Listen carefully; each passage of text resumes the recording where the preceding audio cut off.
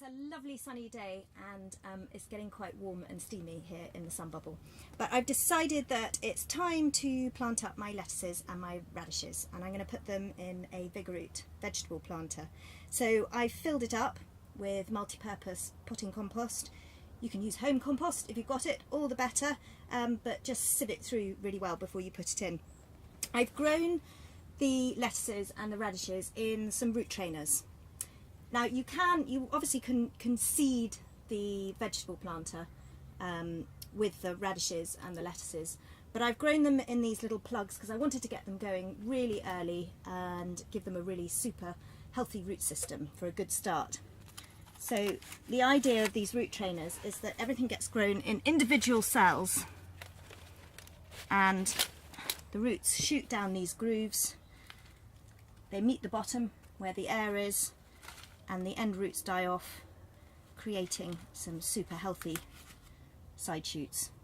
So these are looking really great, and the fantastic thing is that you can plant them out without disturbing the roots. So you've got these lovely little plugs to go in.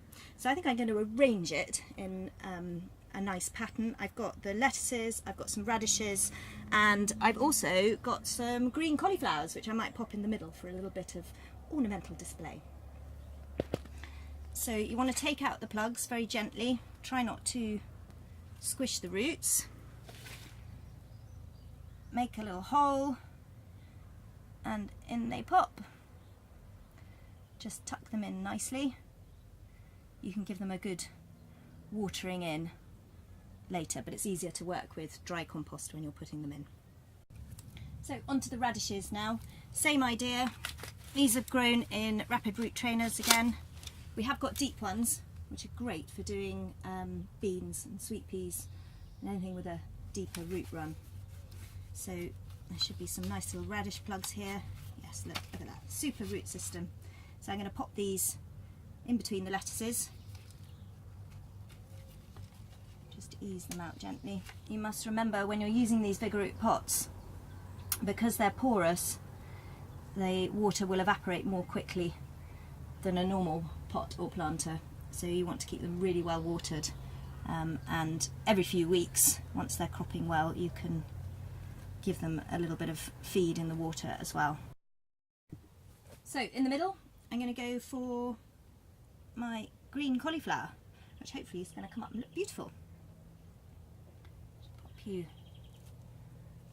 in the middle like that.